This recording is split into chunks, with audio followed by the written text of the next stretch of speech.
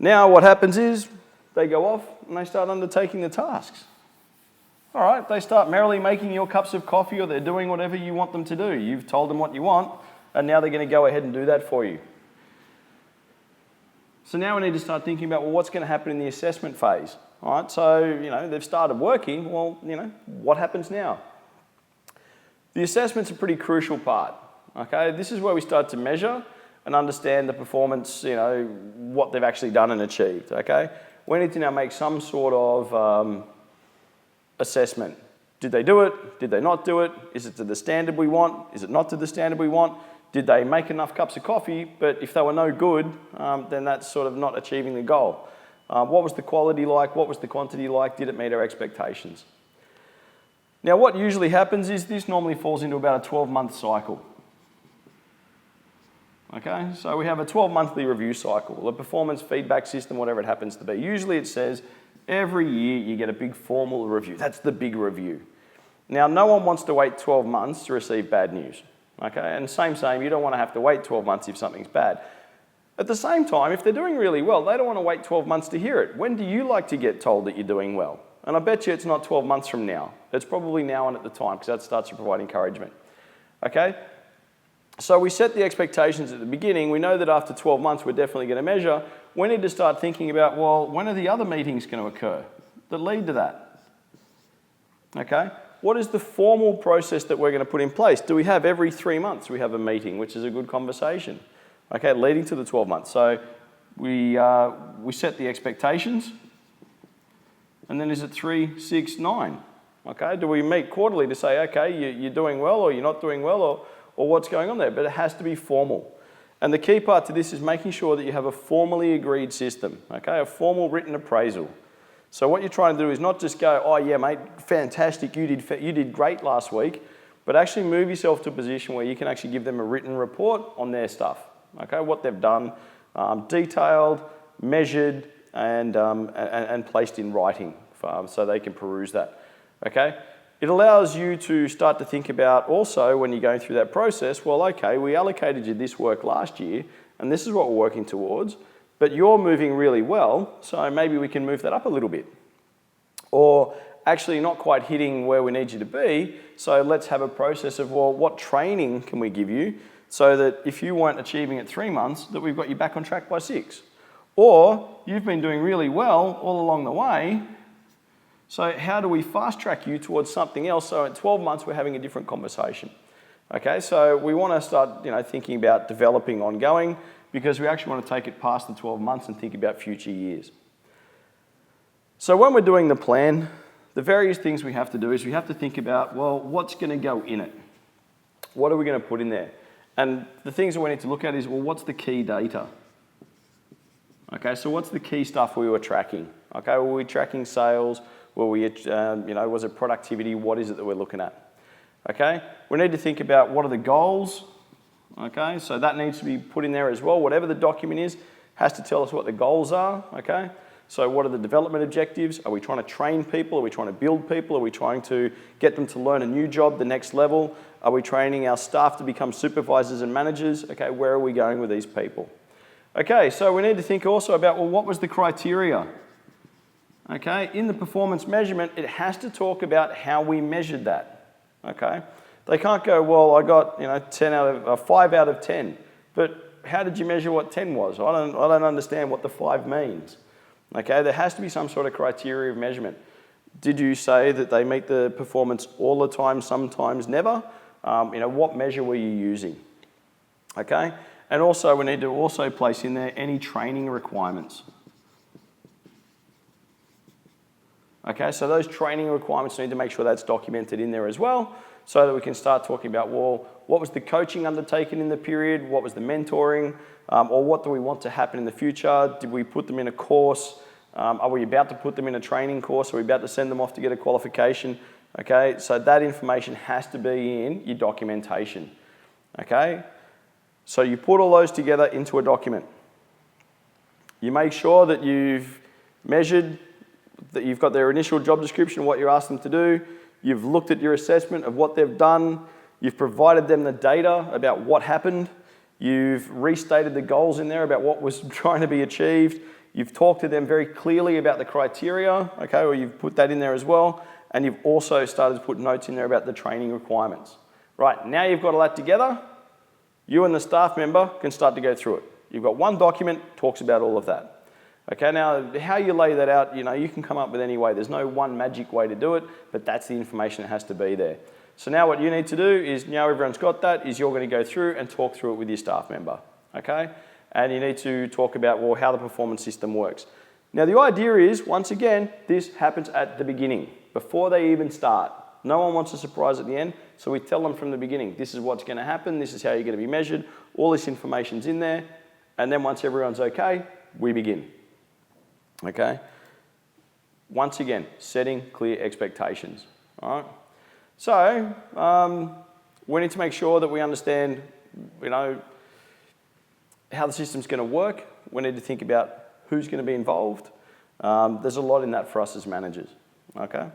Now, obviously, the manager's not the only person involved in there. All right? It needs to be the staff member as well. So we need to make sure the staff member knows what's going on. And it might also be a whole range of other people.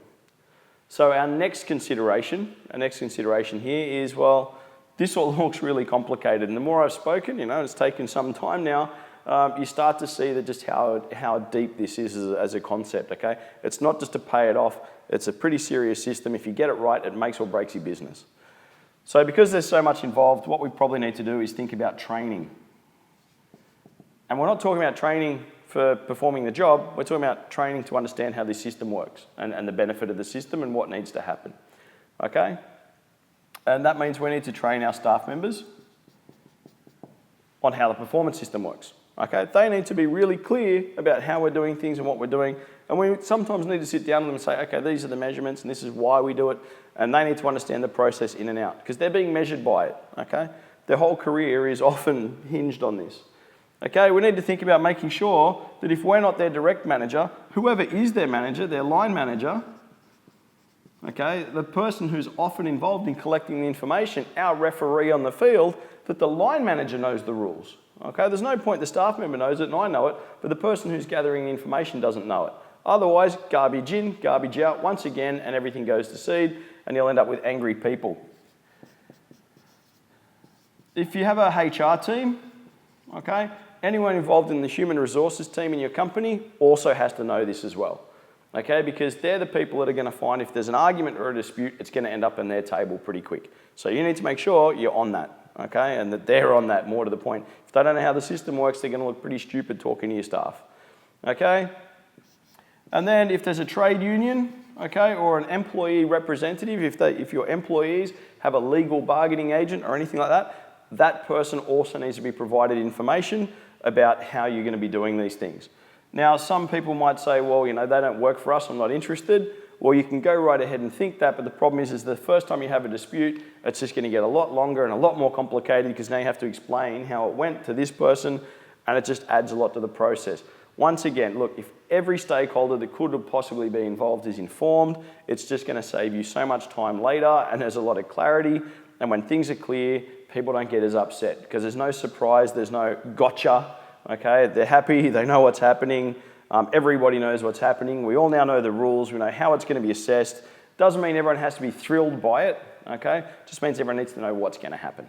Okay, so we've talked about training our people up, and what, as we say, so it's the staff member, making sure the person that's going to be assessed knows what's going on, the line manager, so the person that's responsible for them day to day, the HR officials or HR officers that we have in the organisation, so our human resources point of contact, and any union or any other sort of employee representative organisation they might use. Okay, so once again, everyone knows exactly what's going to happen, the where, when, and how, and we'll work through that just a little bit more.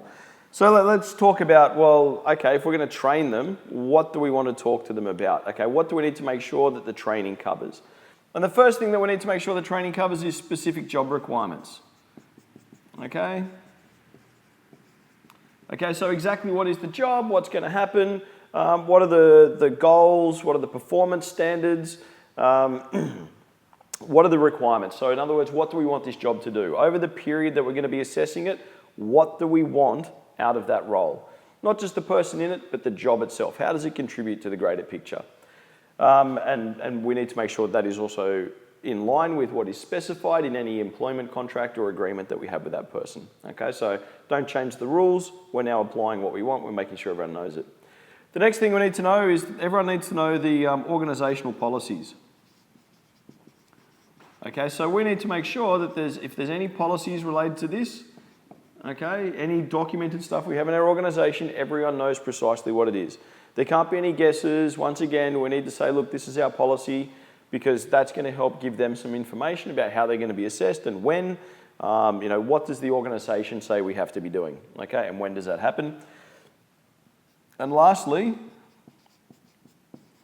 what, when, and how.